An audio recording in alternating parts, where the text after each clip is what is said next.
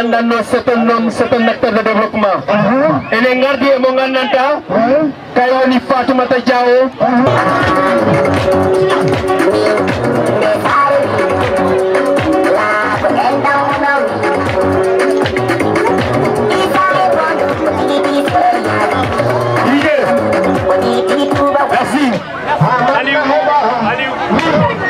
Niragal meɗen musigal meɗen Allah waɗoyi ha immenede enen de ala ko ɓawata min wawata ɗo hebbinde haala komi wawan mbo tan haalande Allah faabima ha kañum wawi ɗum imminde duuɓi capanɗe jeenayyi e jeenayyi sarde Kabir Sinthiane mi wawan mbo wiide ha no mbo ajjo heeɓi ko suudu ndu wowa meeɗa hebde ɓay noon heeɓi ɗum minen manoramo minen jakorimo no mbo andu no wayi yo no wayi minen daarambo minen nanganimo min mbi'imo yo bisimilla e muɗum bisimilla sara bisimilla population alhamdulillahi rabbil alamina alhamdulillahi rabbil alamina en jetti Allah en jetti jinnaɓe en jetti pulagu ɗo ñalli ha ɗo pulagu haaɗi e bandiraɓe fulɓe gandon Isa koye suudu mawnu mo dawi Isa koye suudu mawnu mo dawi woto Allah wuro kumba on dañi luntam mawde e sam mawde e yoɓa mawde sam mawde o ñippiɗo e jala keñi on dañi kuntel ñaako sori ñaako ƴoɓɓo ñaako dem ñaako yero ñaako e mawde ñaako tawdi hattama e sori ñaako on dañi jappere mo dañi dimbane mo dañi janggo mo dañi poolel mo dañi takko mo dañi gorko ɓuuri e ñande kala ɓe mboppi e jemmaji ɗo e jala keñi dem ñaako on dañi karammo salle e talara salle mo dañi gorko ɓuuri e ñande kala ɗo e jemmaji e jala keñi talata on ko debbo on okkano Mama Samba on dañi jeenum talata tenkara talata jabuyel talata aliou talata e takko talata ɓe jetta ko balde yoɓa mawde on dañi buyake yoɓa e yer yoɓa buyake yoɓa o ñippe jemmaji e banque Kounda on dañi Alaji Bedel mo dañi Bukari mo dañi Joñi mo dañi Sadio mo dañi Kumbandi gorko ɓuri e ñande kala lunta mawde on dañi ko gorko ɓuri e ñande kala on dañi mayde on dañi gundo mayde e dem mayde on dañi Dulo Kumba e Yaba Kumba Dulo Kumba on dañi ko Abdoul on woppiri e sukagu mo dañi ñaama mo dañi biri ñaama na jooɗi ɗo e jala keñi biri na jooɗi e jammaji e sara yoɓa ñaama mo dañi Alhaji Sekou Oumar o ko moƴƴo mawde mo dañi Karamo on woppiri sukagu mo dañi Isa wiya Isa mawde immini ɗum ɗo koye du suudu puɗɗa Isa wona cuurel si alhamdulillahi rabbil alamina ɗo e nder jala keñi cuuɗi tati ɗi wonaɗi fuufe ɗum woni suudu ndu mbimi on ɗo ndu suudu Isa en ndu e suudu Hombo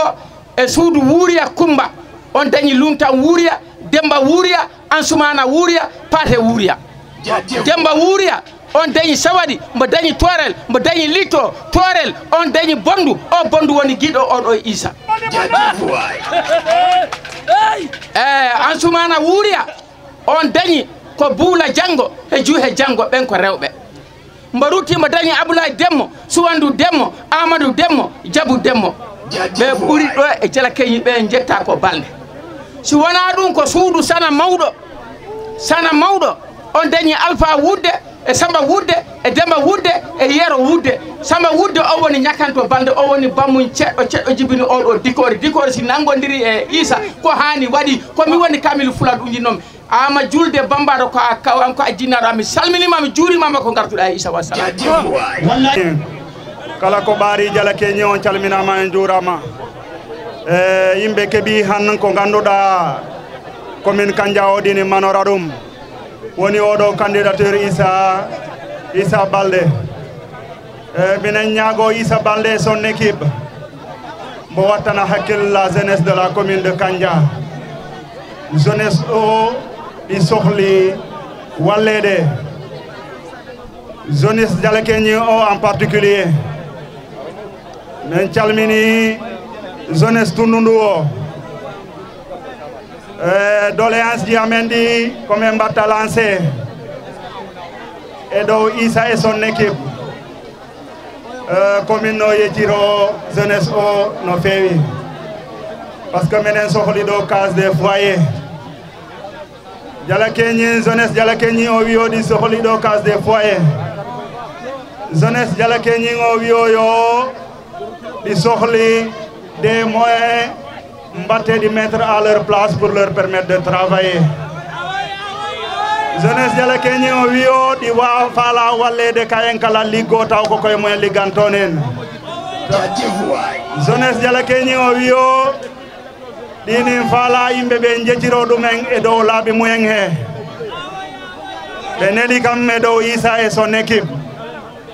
ɓe mbi o jala keñi géographiquement si a laari han potentiel wonɗo ɗo jala keñin ɗo o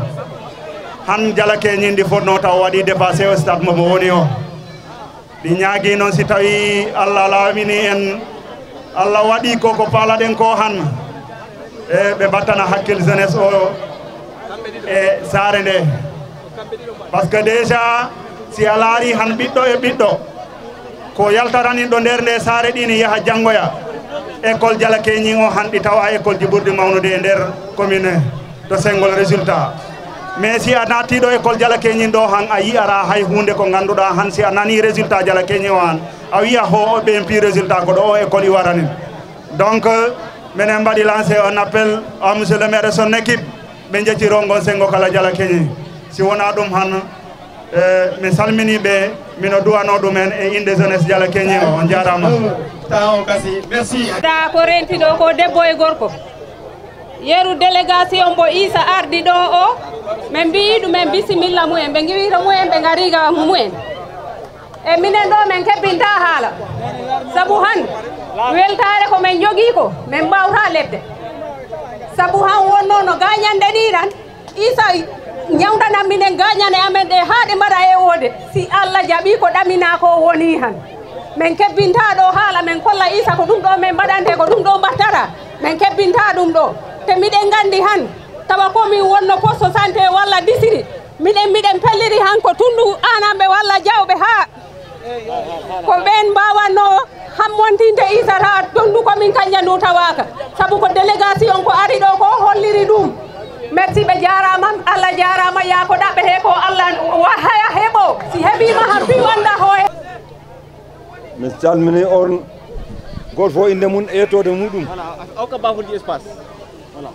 miɗen calmina délégation o allo min calmina délégation garduɗo e monsieur le maire Issa Baldé ko woni koyngal amen ɗo Diala Keñing ko hollude bulunda o bisimilla ko hollude bulunda o teddungal Diala Keñing e ko hurli ɗum ko fof min garno wadde ɓe présenté candidat amen o monsieur le maire Issa Baldé ko ɗum wonno ko addi minen ɗo hannde koyngal amen ko jaam e nder saare Diala Keñing min gara min présenta on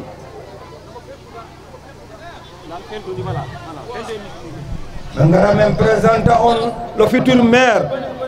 wona e teddungal jarga o e population muɗum coalition mo nanano ko on woni garɗo ɗo hannde min présenta on le futur maire Issa Baldé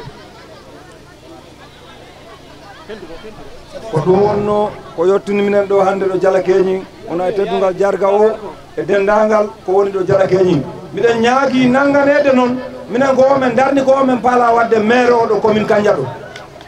mais commune Kandia o tampi enen fof eɗen gandi ɗum 20 ans eɗen jaada he neɗɗo goto mais hoɗum sottina he maire ha jiiɗen ganduɗen he commune meɗen he ɗum ɗo ɗum ko am sotti horo kalena hoɗi sotti walla sottani aw min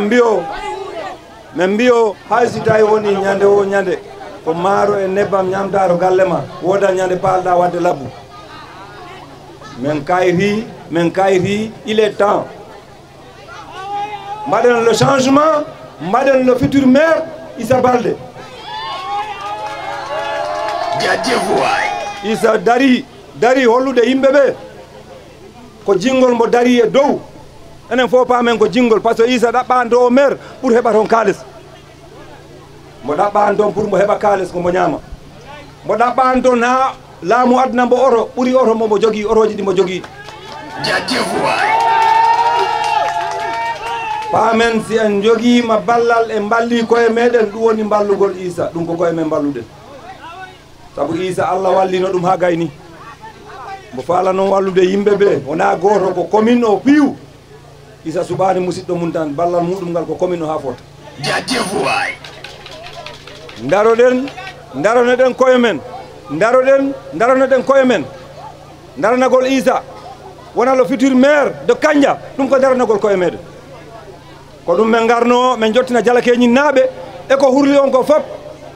gandon minen ko oɗo men cuuɓi janggo ko o wontani maire ɗo Kandia ɗo hade noon neɗɗo yahoyde ha musidɗo muɗum ta ko a eltere wat ɗum ɗo dare gandon laamu fulɓe yonti dare nanganon koye mon ballen koye men saabu koye men balleten Issa laami laamaki e jii ko mbo wattanin ko kanko ɓuri darde lamɗo mais mbo faala yimɓe ɓe gona tawa ka en piiw allo yimɓe ɓe gona ka en piita e daadi kala mbo wawani liggade ɓiɗɗo mum walla tandeya mum liggoto Issa Baldé ko ɗum mbino komin puɗɗi coalition amen o min ndenti laabi buy minen mbaɗa minen daara o mbo min mbawta darnude pour wawa changeude Kandia min daari min tawi ko Issa min ponno ha yimɓe jeeɗiɗo jeetaro onon fof o nananno ɗum ala radio min tawoy ala mo min mbawta darnude ha wawa changeude commune Kandia mo hina Issa isi enen fof enen daara Issa mo ligguima gilarma ɓoye gilamo falaka ɗum ɗo sinon en paala changement ko quelqu'un mo gandiranɗa ɗi waɗanno effort ɗi waɗanno montré population o ɗi faala changeude ko hon mbawten darnude joni min kaldimi ha min kawri min mbiyo kono min darni Issa joni Fuladu ko ɗo min mbatidori e nder commune Kandia e secteur Dialakeñi min mbatidori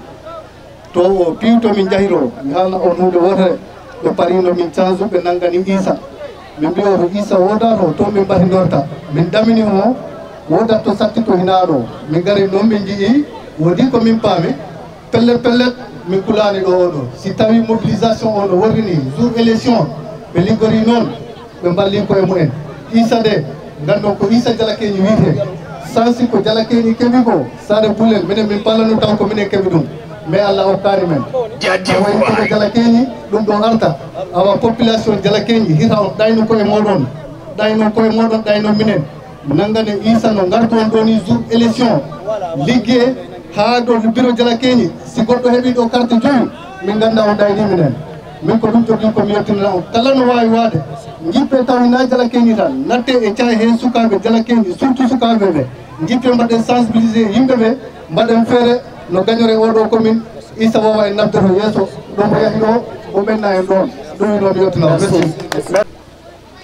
mine salmina kala immuɗo galle makko ana ari ɗo ɗo noddango Issa mi haalna on tan Issa waɗi ko watta ko par ce que mbonin jogui ko wiire adresse hande si a wi o Issa Balde ɓe wiyanma ko hombo woni Issa Balde mais quand tu prononces le nom de Issa Dialakeñi ɓe andat hombo woni Issa Dialakeñi donc c'est pour vous dire Issa n'a pas besoin de battre campagne chez lui donc mbo ari on salminde mbo ari on andinde ko hoɗum woni ko mbo faala hande si tawi ɓiɗɗo saare immi ƴetti décision wi on mballe kam mi gollana en na mi gollana hoore am mawɗo goɗɗo haali ɗum joni mbo wi Issa n'a pas besoin de véhicule pour battre campagne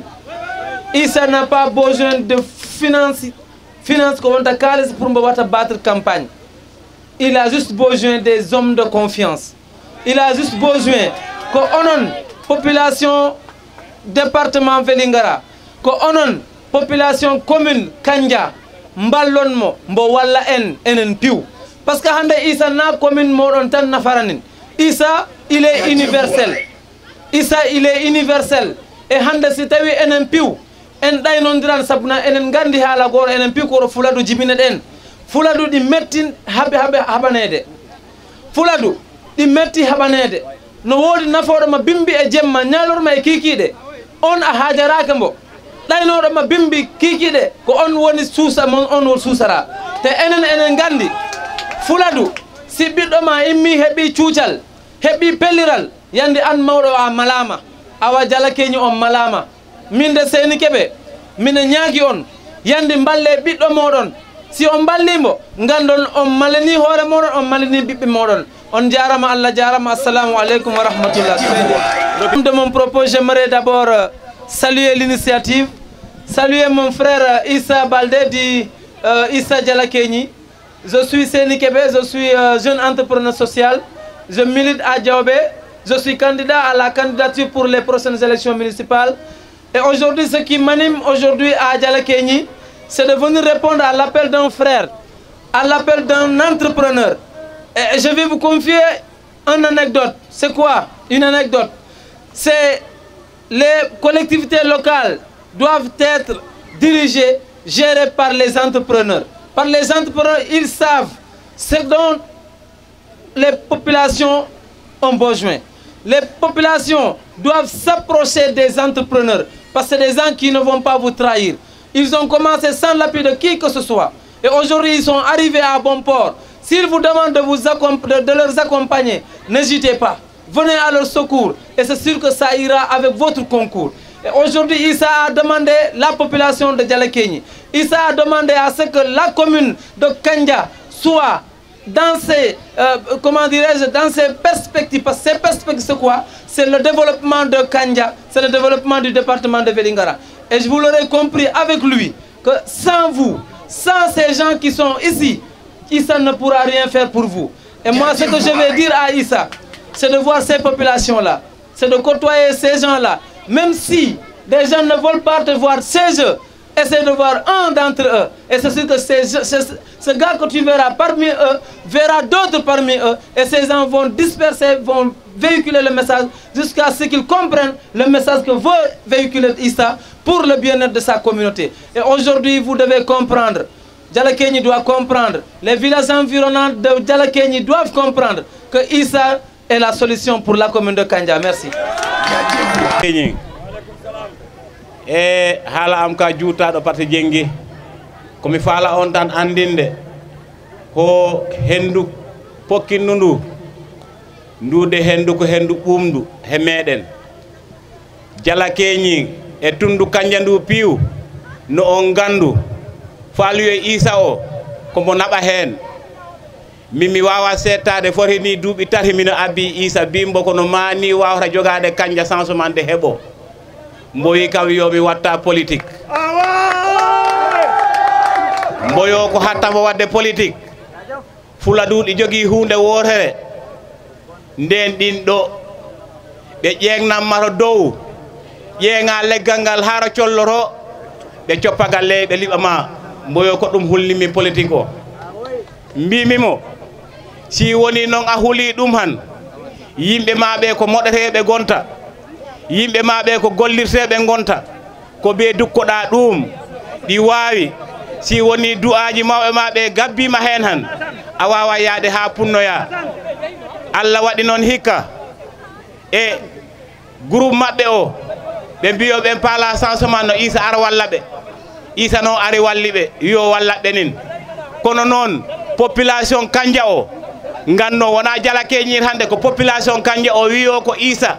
wawata wallodirde heɓe yadataninɓe ha on changement heɓo Allah waɗi noon ɗum woni o wattuɗo ɗo gonɗen ɗo min de ko weltare wonanimi hen o gandu yooli ha wuyno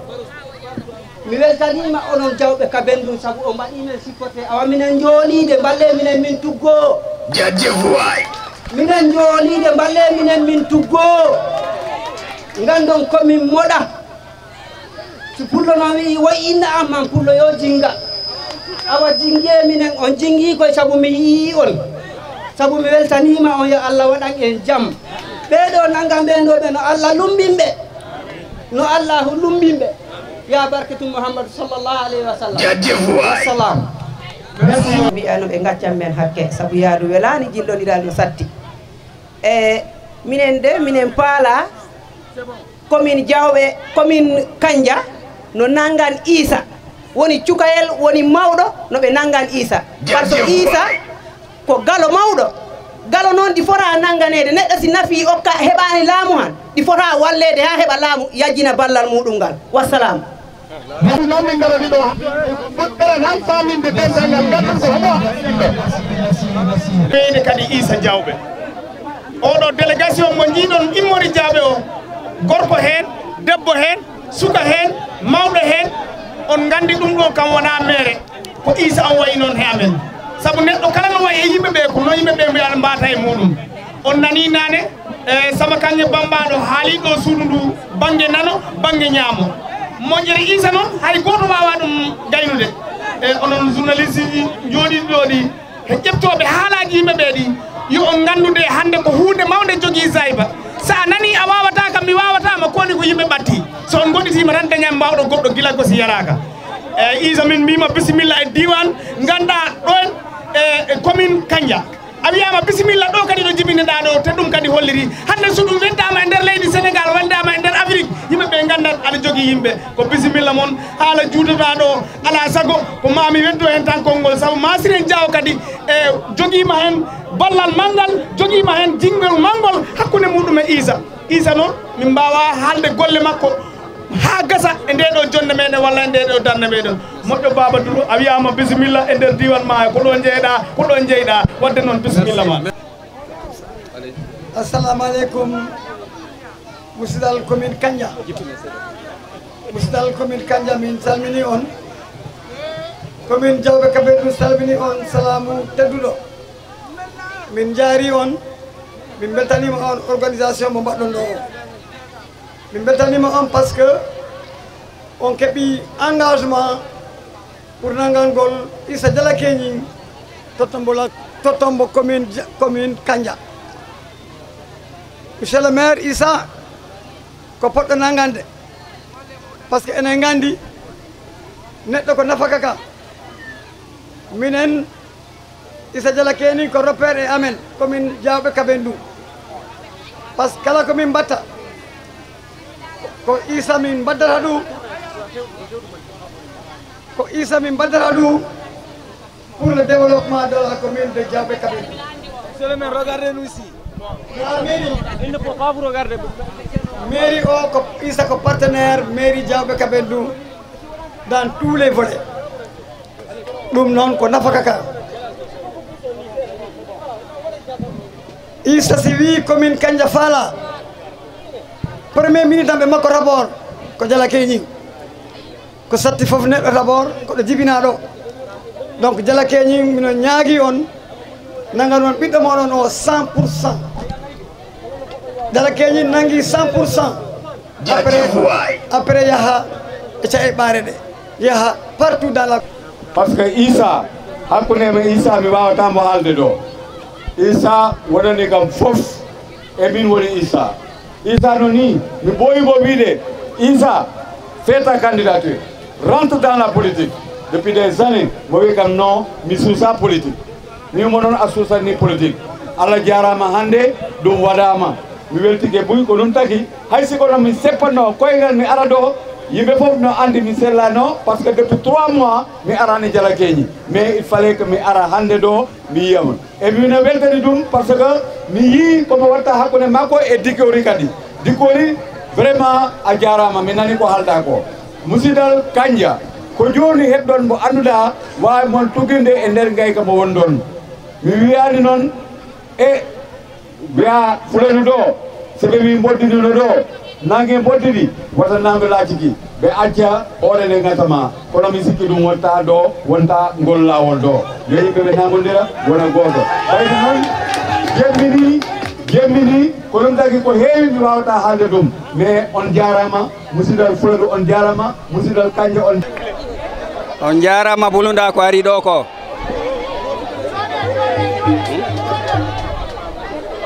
on jarama Bulunda garɗo ɗo o peew mi salmini on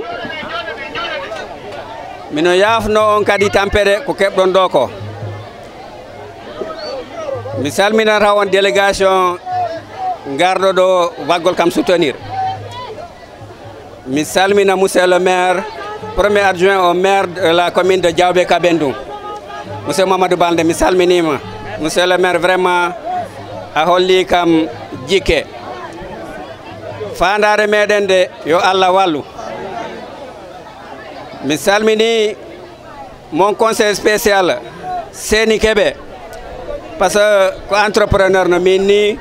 ko neɗɗo toujours gokkoɗo kam des conseils ko neɗɗo kadi nattude e régne politique Diawɓe en tout cas mino andi si ɓe ballodiri to Diawɓe han résultat heɓtoton mi salmini kadi délégation giwruɗo Vélingara giwruɓe Kolda e giwruɓe Tundu Diala Keni ndu peew mi salmini kadi représentant Mamboy Diawo monsieur Mamma Bouaro makko ari ɗo e inde Mamboy Diawo mi salminimo en tout cas mi nulimo e monsieur Diawo pour mbo haalanambo ambition ji amen politique ɗe mi salmini kadi population Tundu Diala Keni ndu peew mi salmini kadi équipe gandanta ko on équipe ɓangi kam wona kales wona ɓurde ƴoyre ɓe gimmi ɓe mbi kam Issa armi darna maaro yeeso ɗum ko teddugal manggal yo Allah yoɓɓe jikke ko ɓe mbaɗani kam ko si yawri ɗum mi salmina population Diala Keni o mi weltima boyi mi salmini jinnaɓe am ɓe en particulier le chef du village de Diala Keni mi salmini nene jam gonɓe ɗo Diala Keni ɗo mi salmini miñiraɓe am rewɓe am e kawuji am piiko on ɗo population Diala Keni mi salmini on vraiment c'est un grand honneur pour moi aujourd'hui de voir la population de Diala Keni faire une si grande mobilisation pour me soutenir donc yimɓe ɓe kaali hewɓe kaali min mi artara hen mi andina tan population Dialakeñi o min murima komin Kanja o ko Dialakeñi min kedduno par ce que min ɗaminino ko ni wawata ɗo waade par ce que ko ɗo min gooda ko onon goodi kam donc han on kolli kam ngal teddungal heddi ko ligge ɗe ambition am politique o wona haala hewka ko ligge kewɗe min simi heeɓi han ko min wiire ligge kewɗe ta haala ka heewani par ce que population Dialakeñi o onon gandi hen goɗɗum tundu Diawɓe Anamɓe Soutourende dans le bassin de l'Anamɓe ɓe gandi hen goɗɗum donc mi artara hen wana komi mantoroni ni par ce que Issa han si waɗano jinnaɓe muɗum ɓe han jarani mantude par ce que c'est une obligation neɗɗo si jibinama han nafa donc ko on mission gondumi ɗo mi faala ɓeydude centre d'action hammo dikori haali hen seeɗa enen gandi ɗo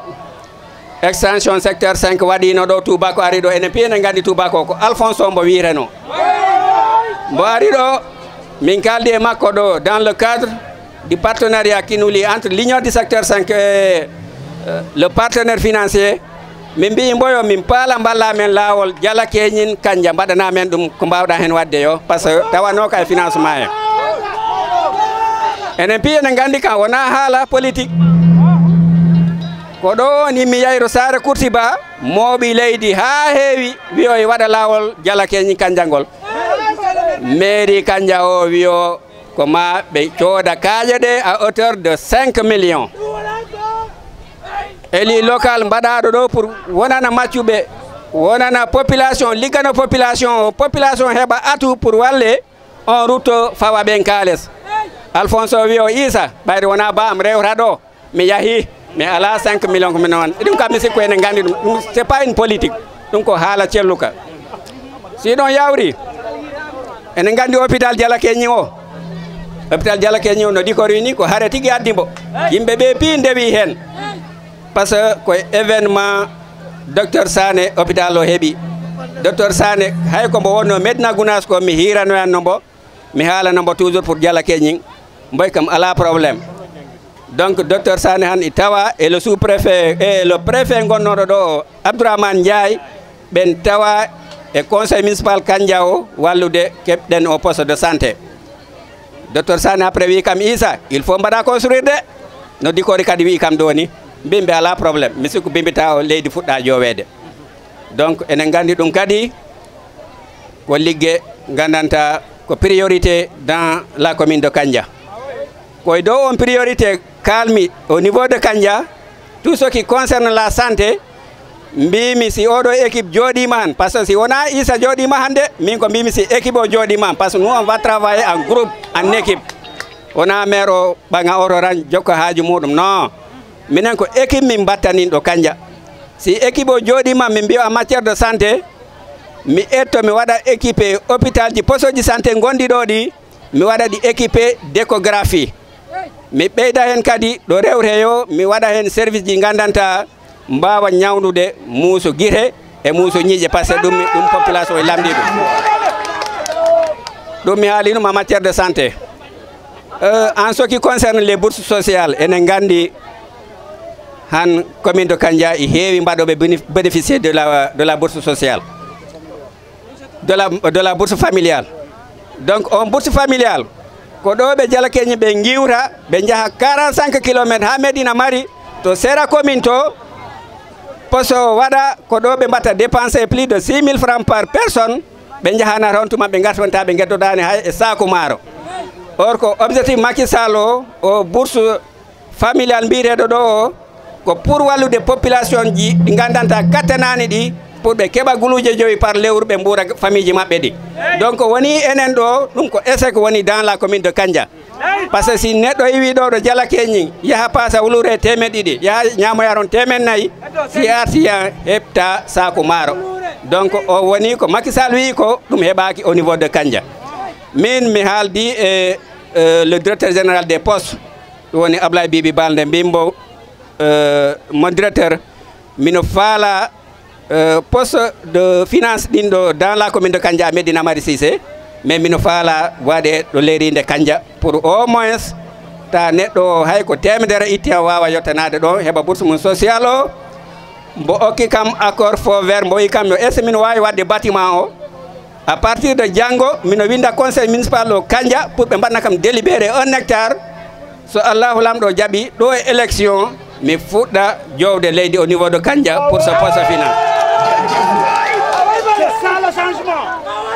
si ɗo yawri e objectif ji ɗi paalami wadde ɗi mbi haalino ɗum kalan si a laari Kandja han commune ji gonɗi e nder Sénégal ɗi pi commune ji ɗi kuɓɓa mais enen Kandja meɗen huɓɓani enen gandi si saare ala courant han développement heɓta ko ɗon par ce que e hay cuudugol walla mbaggol machine pour pompa ponoji vélo si ala courant han a wawata ɗum wadde on ñam mi haaldi kadi e représentant Sénélec o Bacci mbimi mbo Bacci commune Kandja o ala courant mino faala mballa kam no courant heɓoro dans le Kandja mboy kam yo Issa dans 2 jours mi jaboroma après nak wono 2 jours mboy kam yo Kandja e tawa e programme ji gandanta 2022 pour mbattede courant mbimbo en tout cas ko ɗum woni objectif am si tawi ɗum tongora mbimbo Bacci no bannoɗen to jawɓe ni ya fondanam entre courant ɗo wonɗo e Kandja mbanna kam dewi kalana kam ko jelu mi ɗaɓɓa kaale so mi okkama pour Kandja heɓa courant donc han mi wawata ɗo juutde par ce que yimɓe ɓe tampi programme ji kewɗi i woni e miijo am ko gon miijo immini kam pour natude politique par ce que enen gandi hay secteur 5 ouais, je vais le faire onon gandi hay secteur 5 ɗo ko faro nayo woni ko faro pongo wadde réhabilité faro ngo e foti ɓeydude ɗum piɗine programme ji he donc mi yahat seeɗa e français je remercie toute la manifestation qui s'est produite aujourd'hui à Dialakéni. Vraiment, c'est une très grande honneur de voir cette population si fatiguée depuis le matin être devant moi pour me témoigner l'engagement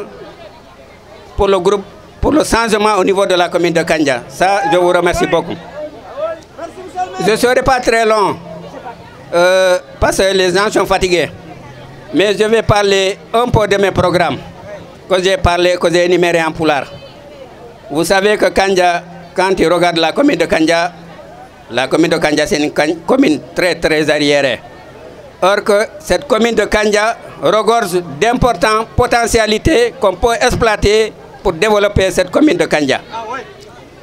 Donc dans mes programmes, j'ai parlé de l'électrification de Kandja. C'est sûr que c'est une chose possible. J'ai parlé de la santé pour au moins, même si on n'arrive pas à pouvoir augmenter les postes de santé, mais les postes de santé qui sont là dans la commune de Kandja, on va les équiper où les femmes qui sont enceintes peuvent aller faire leur échographie. On va augmenter aussi les services d'odontologie et d'ophtalmologie dans les postes de Kandja. Ça, ce sont mes ambitions. Hormis ça, j'ai parlé pour le cas de la bourse sociale, la bourse familiale.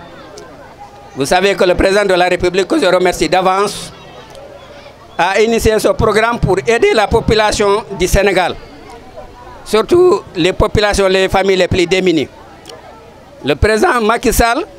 dans sa déclaration pour cette bourse familiale,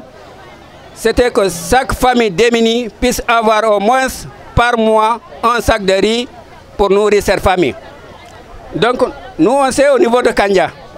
nous avons un poste de finance, mais ce poste est installé dans un village qui est à l'extrémité de la commune de Kandja. Donc, pour accéder à aller prendre là-bas son argent, il faut au moins faire 45 à 50 km. Moi, dans mon programme, j'ai dit que c'est vrai, mais il faut qu'on essaye de voir comment cette population qui va récupérer cette bourse sociale puisse vraiment bénéficier de cette bourse